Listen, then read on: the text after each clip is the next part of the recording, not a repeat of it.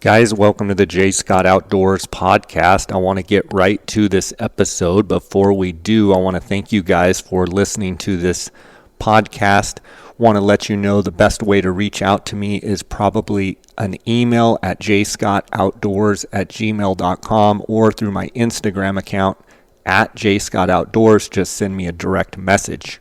I want to thank GoHunt.com. They are the title sponsor and have been since the inception of my podcast in 2015. You guys know Cody Nelson, my friend, the glassing guru, the optics authority there, the optics manager at GoHunt.com. If you guys have any optics needs, any tripod, any glassing questions, you can reach out to Cody directly at 602-399-3699. You can text or call him. That is his cell phone. You can also reach him at 702-847-8747. You can email optics@gohunt.com. Make sure to always use, whether ordering online or if you're calling and call Cody direct, use the J. Scott promo code. You're going to get a 10% discount. Also, you get a 10% discount at the Go Hunt Insider, which has incredible mapping now with the Go Hunt maps. It also has amazing draw odds and strategy articles, which is super important this spring going into application season. Go check it out, gohunt.com /JScott. And if you use the J. Scott promo code, you're going to get a $50 Go Hunt Gear Shop gift card when you sign up just by using the J. Scott promo code. I also want to thank KUIU Ultralight Hunting.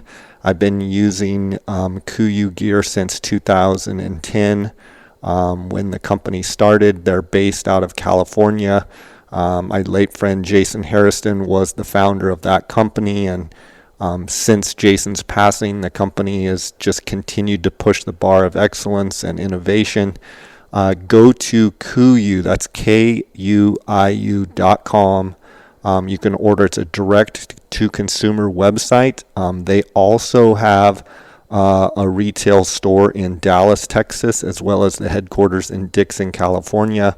Go to KUIU, KUIU.com to order.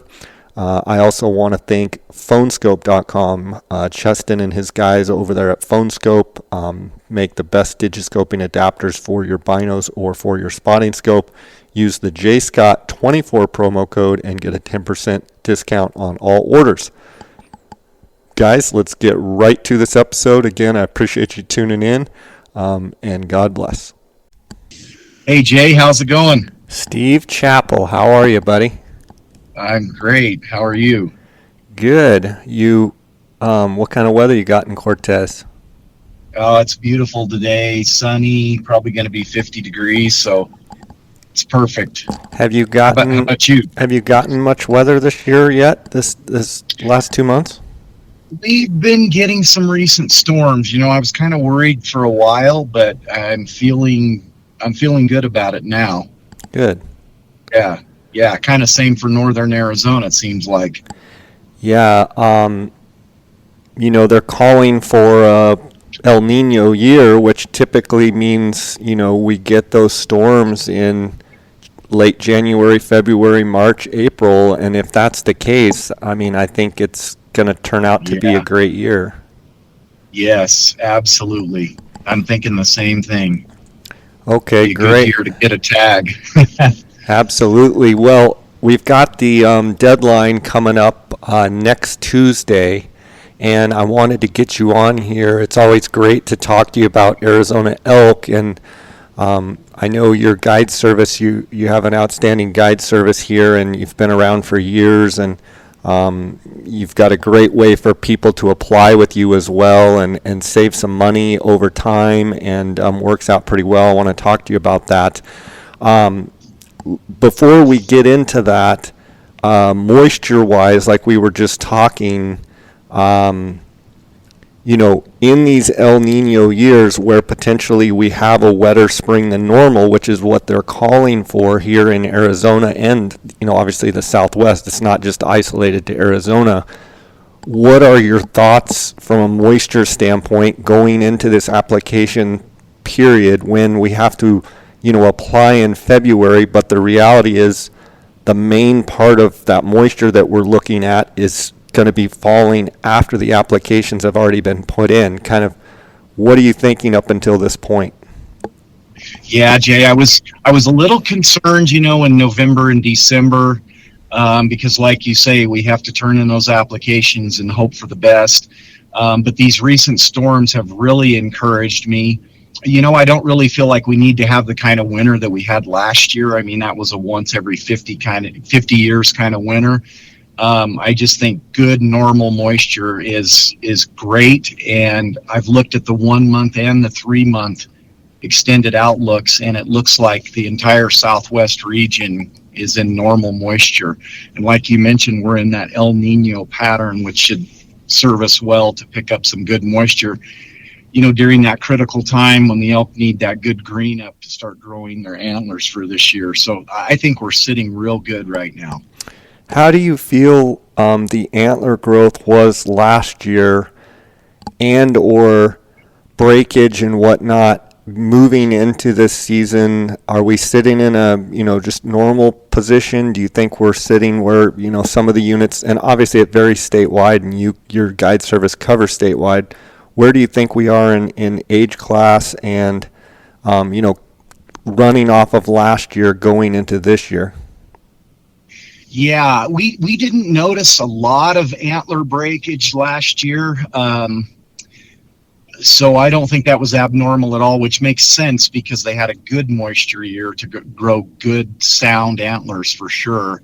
I really believe that we'll be in that same scenario this year because they'll have good green up, so they'll be able to get their bodies good and healthy, right away. They're probably doing fine right now with all the feed that we had last year. So I think we'll have another good year for, not only good antler growth as far as overall inches, but the consistency of the antlers. Yeah, I just expect it to be a really outstanding year for anyone to have a tag and be able to hunt Arizona this year. I think it'll be exceptional. We're going to dive into a bunch of the units that you guys cover, but I want to talk about zero hunt fees and how that applies to people listening.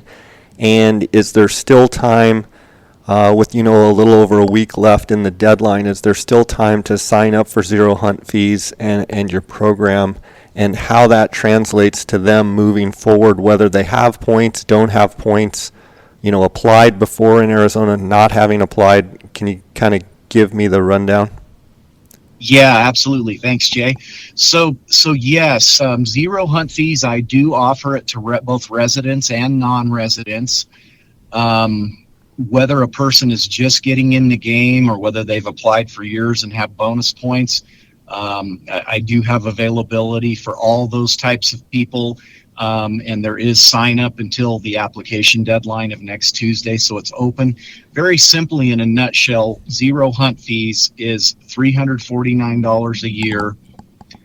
I give them individual help and consultation with their application choices based on their weapon preference, their trophy quality expectations, their physical abilities, what type of bugling they would want to experience if they draw a tag or if they're a late hunter. Again, their physical abilities and their shooting abilities.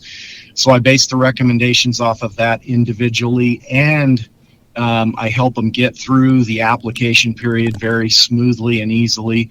But the best part of that membership is if they draw a tag, their hunt is covered by that membership, so they don't have guide fees. So that's a great thing for, either people who want to avoid a lump sum guide fee, feel like it might be hard to get spousal approval for a guided hunt, or guys who coming up with $6,000 to $8,000 would just be a real stretch. $349 a year is a very small outlay to have that guided hunt covered if you were to draw. Steve, you've been doing this for many years, but zero hunt fees, it's just getting more and more popular every year, and I know you have a great subscriber base. So you offer personal service with their applications and talk with each hunter and go over their strategy personally, and that's a service that you provide within Zero Hunt fees? Yes, Jay, I do. I don't do the applications for them for a couple of reasons. Number one, I think it's nice for them to learn the process and it be a little bit hands-on for them so that they know what they're applying for and why. I'm not just taking their credit card number and applying them blindly for hunts that, they don't really know about. So they learn the system. Also in today's world with people's credit cards constantly changing and being reissued, I just think it's a smoother process if the guys are able to apply for themselves with my guidance and use their most current credit card when they're applying, rather than me being chasing them constantly for their updated credit card or did your card get compromised in the past year. I just think the process that I use is very smooth and seamless for everyone involved. Makes sense.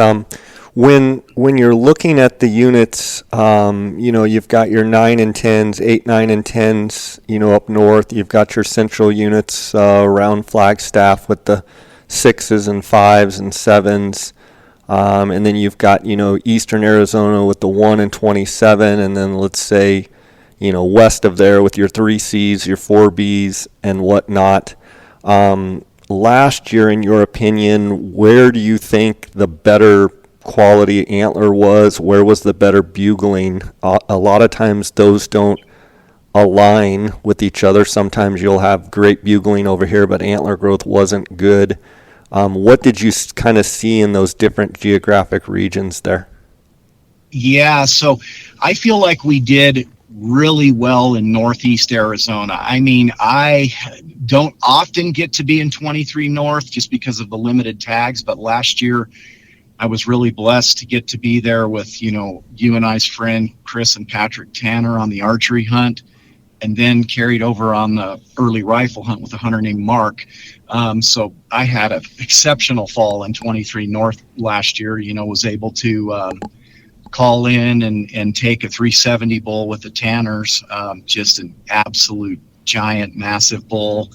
And then on the early rifle hunt, on opening morning, miraculously called in a 409 bull and shot him at 30 yards in thick, kind of rough country, somewhere where you wouldn't be able to glass, but just by getting in there and mixing it up with both those bulls actually, called them in with the lip ball bugle was pretty phenomenal. Outside of that, we had a lot of success in Unit 1. We had a few archery hunters in there. They took bulls from the 340s to the 350s, which are real great bulls for that unit. We also had one archery hunter in 3C. He took a 345 type bull. We did not have anyone in Unit 9 last year, pretty incredibly, but I anticipate being back there this year. I do know some other outfitter friends that took some really nice bulls, some bulls that I saw that looked like they would push 400, if not 400. Same thing with Unit 10, our good buddy Dar and his son had tags. They both took really nice bulls. It looked to me like Dar's bull was probably 370 or better. I had a guy, Kyle Roberts, who had that 10 tag. He also took a 370 bull out of Unit 10. And then we had some hunters there in the central part of the state in 5B South. We were able to take a couple of good bulls there in the 320 range. Those units aren't really known for, great bulls, even though we did see some really nice bulls, but just weren't able to quite close the deal on them. So, across the board and across the state, we had an exceptional year. I would say, the best was in 10, Unit 1, and 23 North. And I believe if we would have had, some 9 hunters, we would have done exceptional in there as well. I watched both of the videos of Patrick's hunt, the archery hunt, and then the early rifle hunt, and you and I had kind of exchanged some texts kind of throughout the season, and just kind of, as we always do, just keeping in touch, seeing how things were going. It's awesome to be able to catch those sequences on video and watch how you and I used to be partners in the guide service, and we've spent a lot of time in the field, but just hearing the interaction, this is a topic for something in the summer before season when guys are getting their calls tuned up, but you really have seemed to figured out and found kind of the magic, if you will, on bugling at these bulls when you and I were guiding together for 6 or 8 years or whatever it was, we were mostly cow callers and I would say lovers, not fighters, but you've really mastered the ability to bugle at those elk and say the right thing at the right time. And again, I think it's a whole nother podcast episode where we could spend an hour and dive into it. But for those listening, give me kind of your mental approach on how you figured out that specific bugle and when you use it. And I know you've told me offline, you've told me it's been super effective, but it's taken you 25 years to kind of finally have that part of it click where you're not calling them in cow calling and coming in like you do. Now you have a whole other element of being able to bugle to them. So I'm just kind of curious, and again, we can hit this in detail again over the summer, but just mind-blowing being able to watch the videos. Thanks, Jay. I tell you what, I still am on cloud nine about those 2 hunts. It just, I just can't imagine having hunts like that again this year, but I'm hoping for that. Yeah, I would still say overall that I'm a lover and not a fighter. I really feel like that lip ball bugle became a thing for me probably right around 2017 was the first year it started being effective for me. And I think that's because I developed that call enough and practiced it enough to where when I blow it, it has attitude, if you will. It has angst. It makes a statement and it means business when I blow it because of the tone and the volume and again just the attitude that's put into it. And I think when you have those elements in that call, those real big mature bulls, it just sets them off, whether they're with cows or like these 2 bulls in 23 North. They were just big, mature. I'm going to say they were probably 7 to 10-year-old bulls. They did not have cows in the moment, but just by getting in their zone with them and getting in tight and blowing that call aggressively at them, that lip ball bugle, Jay, it brought them right in. And both of them I had tried to cow call to, and they bugled back at it, a couple of times, and then they lost interest and actually started moving away. But that lip ball completely made the difference on both those scenarios. Don't you think in that situation, if they're just hearing cows talking back to them, that they must realize that there's no hot cow over there or nothing that they should waste their time on, but then you throw in a fairly dominant bugle, an aggressive bugle of basically saying, don't come over here, these cows are mine, it almost just flips the switch and just drives them crazy. Do you agree with that? Yeah, I agree with that 100%, Jay. I think it gives them that illusion. They're forming a mental picture of what they think is going on out there when they hear that call. And I think you're spot on that when they hear that mature sounding bugle with attitude, it just is the tipping point for them, and they can't take it anymore. And plus, they've probably been called at. I would imagine, they've heard calls, they've been approached and called at, so they're somewhat leery. But I think this sound is it's different, and it sets you apart as a hunter out there if you blow it in the proper manner. And I think that you hit the nail on the head. I mean, a lot of guys can't make that sound, and so I think that's what sets you apart. I've said it over and over on my Instagram account. I've said it on my podcast. I've been with you in the field. I've been with a lot of greats as well, but I put you at the top of the list of of elk callers, and it's always great to see you be able to work your magic. Um, I want to hit on the full moon is September 18th, this coming September, and the archery hunts start on the 13th, so that moon will fall right in the middle of the hunt for the archery hunt. And then the first quarter will be obviously on the 24th, or excuse me, the last quarter will be on the 24th of September. How, in your mind, do you feel having that bright moon kind of right during the archery hunt with the dates starting the 13th? How will that affect the archery hunt? Yes, that's a great point, Jay. I do feel like it will have an impact, and it's not ideal for sure. It wouldn't be what I would hope for. I think though, with the normal to good moisture that we are anticipating to have, for me, that's going to kind of outweigh the moon. This would still be the kind of year that I would want to apply, and I'm hoping to burn my points this year and just deal with the moon.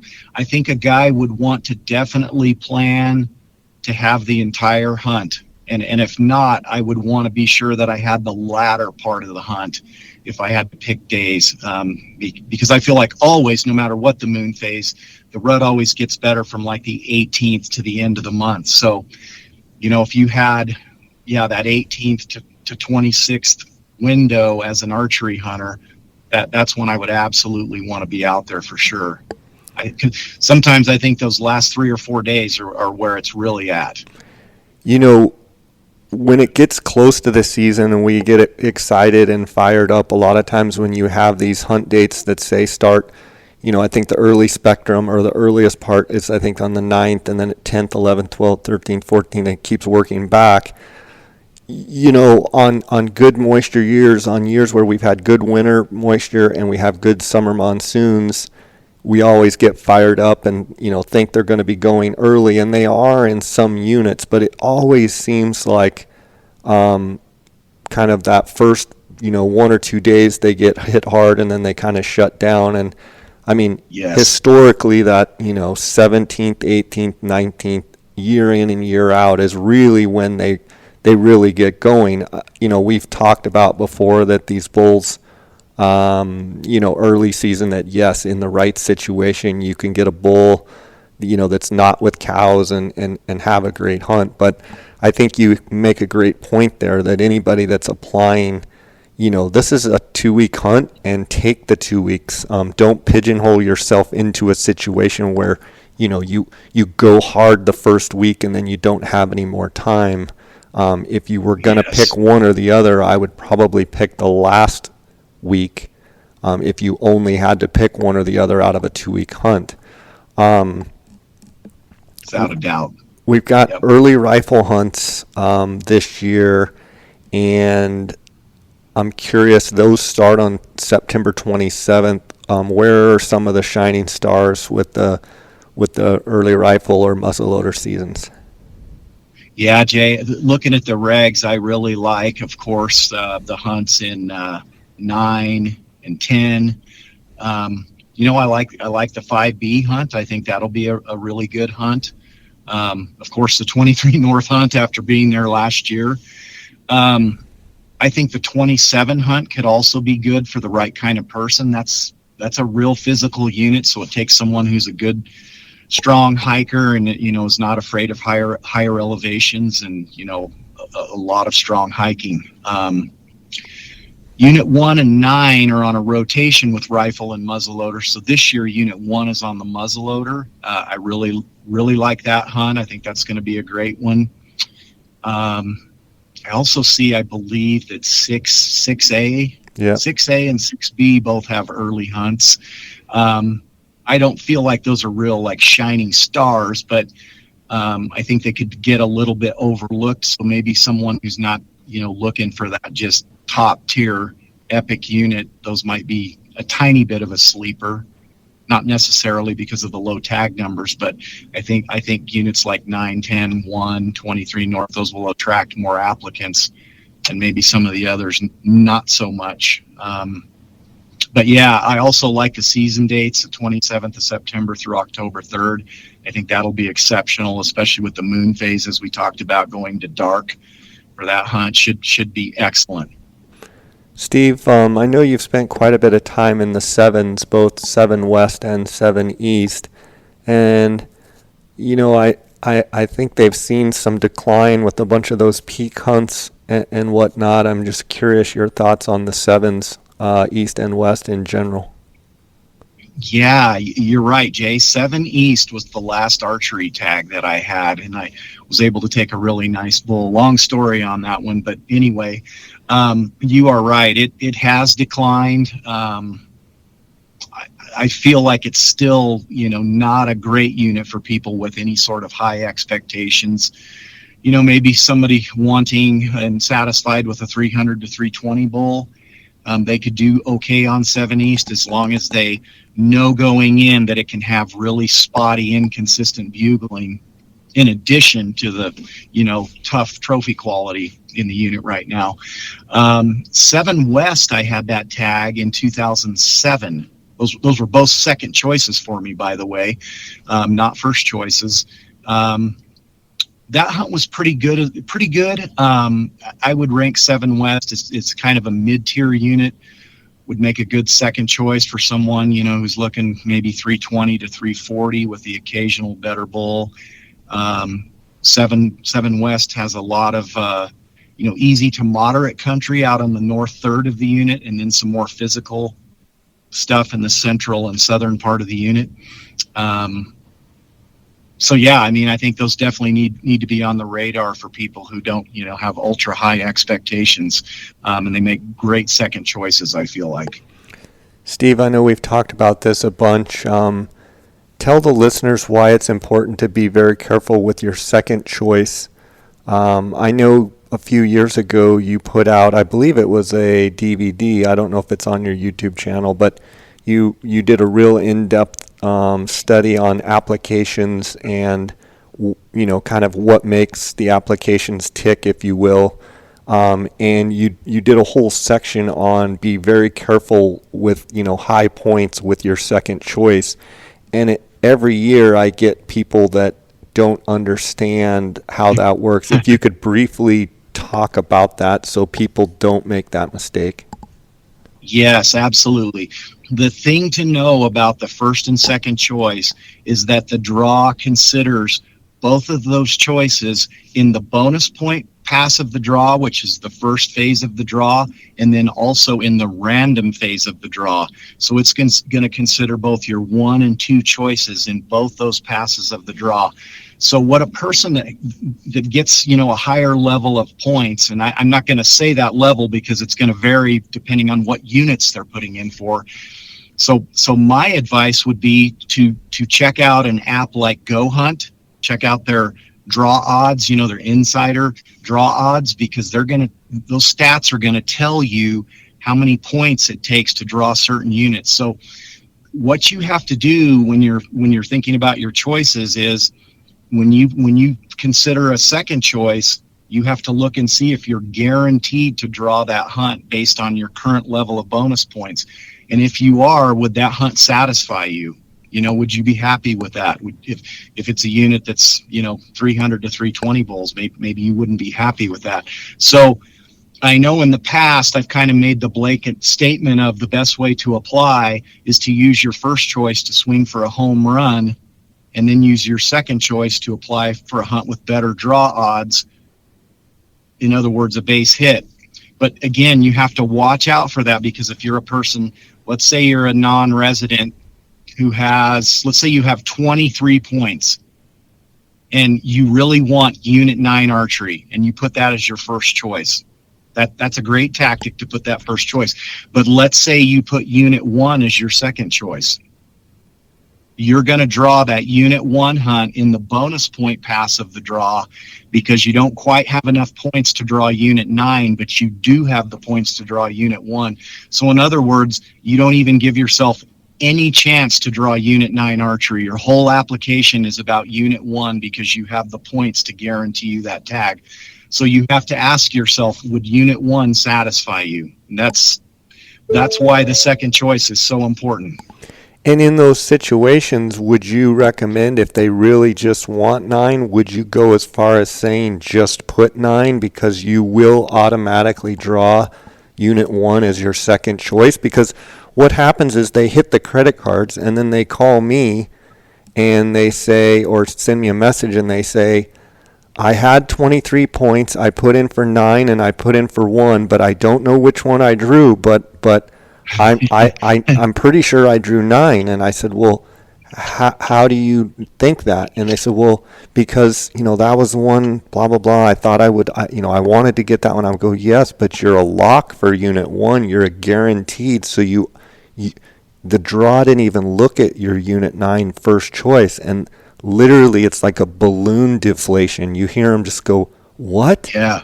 And Yes. I'm like, yes, you guarantee. It didn't even look at 9. It automatically puts you in, and you drew Unit 1 because of default. And people just Absolutely. don't understand that. Would you, in that situation, tell someone just do one choice? Yes, if they're set on a certain unit, I feel like that's what they should do. Absolutely. Unless there's a second unit that they feel they'd be satisfied with, I would just stick with that one unit as first choice. And I've even seen on the hunt selection screen on the application when you're online, applying for the draw, it says on there, and to me, erroneously, that you can put the same hunt as all 5 choices. Yes, you can do that, but really, in reality, you're wasting your other choices if you list the same hunt 5 times. Because if the draw considers your first choice and there are no tags left for that hunt, and you put it as your second, third, fourth, fifth choices, it still remains the same. There's no tags for that hunt. So if you put it 5 times, you're wasting all those other choices. Now, we've talked about this before, Jay. The draw, if you're applying for bull elk tags during the rut, it all comes down to your first and second choices. It's all about those 2 choices. You wouldn't draw a third, fourth, or fifth choice for a rut archery or a rut rifle hunt, or even a late season rifle hunt. I think there's the potential that you could draw, one of the lower tier units for a late archery bull hunt in November as a third choice. But again, you got to really consider, is that a hunt that you would want to do if you were to list that as a second or third choice? Yeah, absolutely. Let's talk a little bit about the late seasons, late rifle. What are your couple of your top favorite units there for late rifle hunts? Yeah, I would say by and large, 23, of course, is in my opinion the top late hunt in the state. 27 is in there as well. I don't think it quite holds a candle to 23. I did notice that for 27 this year that they split it. They basically split the tags in half, and they have a hunt that runs November 29th through December 5th. And then they have a second hunt that runs the 6th of December through the 12th. Now, I feel like of those 2 hunts, that first hunt would be much better. I feel like the elk will be boogered and pushed back and spooked from that first rifle hunt. So there's kind of good and bad to that. I feel like if you drew that first season hunt with fewer tags, it would be could be an exceptional late hunt. We also like Unit 1. I wouldn't say that's a unit where a guy can expect a big bull, but mostly 300 to 320. We also had a couple of hunters in 9 last year. Did well on that hunt, despite it being a very challenging unit because of the flat, mostly thick topography. Some other units that aren't top shelf in my opinion, but that do lend themselves to late hunting because of topography would be Unit 8 and Unit 6A. As well as Unit 10. Those are units where, again, if someone doesn't have super high expectations, those would make a good second choice. So again, if you're applying for late rifle hunts, you can do one of 2 things. You could either use your first choice to apply for an early season rut hunt and then pick a late hunt as your second choice. That would be a good strategy if you're okay with late season. Or you could apply for 2 late hunts, like Unit 23 is your first choice, and then another unit as your second choice based on your expectations, whether that would be 27 or 8 or another unit. And I should also mention, Jay, I talked earlier about, points and it taking, so many points to draw unit 9, that for non-residents, half of the tags in the draw are random. So don't be deflated if you don't have a bunch of bonus points, because half of those tags are random. Like Unit 1 Archery, for instance, has 250 total tags. 25 of those can go to non-residents, and of those 25, the first 12 will go to the highest bonus point holders, but the remaining 13 will be random and can go to anyone regardless of point total. So that's important for people to know. And that was a change a few years ago, because Yes. people were complaining that it was basically turning into just a preference point game, kind of like Colorado, where they didn't even have an Yes. option or a choice. And Yes. it's brought And that was people true. back into the draw, Yes. where I think they were probably losing people that just knew that it wasn't even a choice. If they didn't have enough points, they just didn't apply at all. And so I think the Game and Fish made a decision, probably because they knew they were losing people not even applying. Yes. Steve, I want to finish here with Elk Camp TV. Find out when we can see the new episodes. And man, what are you in the 5th season now? Going into season 7, if you can imagine. Season 7, unbelievable. Good for you. Season 7. When is it going to air? Yeah, so it airs Monday nights at 8 p.m. Mountain Time. It airs on Sportsman Channel, and again, season 7 will start airing there on the last Monday of June, and it will air all the way through December. Season 6 just ended, and it's currently airing in Canada in quarters 1 and 2. So if you have any Canadian listeners, they can pick it up there for quarters 1 and 2. Really excited about season 7. I've started on some of the episodes, namely Patrick Tanner's archery hunt.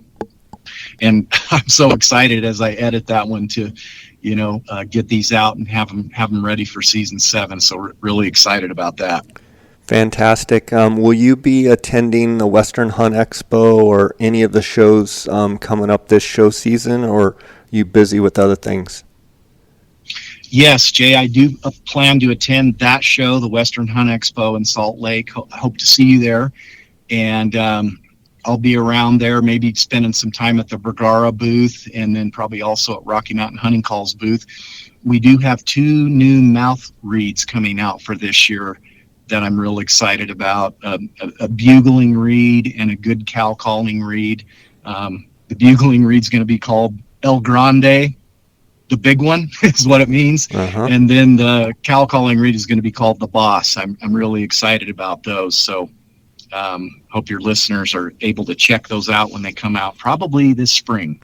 Now, I have a little bit of inside information. You had sent me a couple of prototypes. I'm not sure if it was the Boss, but I was messing around with some of them and getting some good sounds. Are those prototypes similar to the Boss, or has it changed? Yes, Jay, similar to the Boss that you had those prototypes of. So absolutely, that's really cool to hear. How are your sounds? How are you liking it? I'm absolutely loving these calls. I'm going to be honest with you that El Grande was the very call that I called Patrick's bull in with and Mark's bull on the early rifle hunt. So it tripped the trigger of both of those giant bulls. And I just think the tonal quality is spot on to be able to make that aggressive bugle with attitude, that lip ball bugle with that call. And then the Boss just has that nice, easy to blow, just sweet 3-dimensional cow tone to it. Awesome. So those will be ready this spring? Yes, they should be available this spring. I'm not sure if they're going to be offered in a tandem pack. I think that they will be, but yes, they should see them available this spring, and potentially, I think they'll be at the Western Hunt Expo. Actually, Awesome. Cool. Yeah. Well, I plan to be up there for a few days, so I'll see you. I'm sure up there. And Steve, it's always great getting to chat with you. I appreciate you taking the time. Want to give you a chance to let people know exactly how they can reach out to you, and I will link it up in the show notes as well. So God bless, and go ahead and let the people know the best way to follow, best way to reach out. Yes, thanks, Jay. It's been great to be on with you again today, as always. So, the best way to reach out to me, they can go onto my website, elkcampguideservice.com. That's basically our guide service website. There's a contact form on there. They can reach out through that, or my phone number is at the bottom of every page. They can feel free to call or text me via that phone number. If they're interested in finding out more about zero hunt fees, they can log on to zerohuntfees.com, and that will take them specifically to those pages where they can learn more about that program, and they can also reach out to us about that. Of course, they can follow us on Instagram and Facebook at Elk Camp TV, and that's basically it, I believe. Jay, thank you again so much, and God's blessings to you as well. Right on, buddy. We'll talk to you later. Tell the family hello, and we'll see you in a couple weeks, okay? Absolutely, Jay. Look forward to seeing you at Western Hunt. Thank you again. Take care. Yep. Bye. Bye.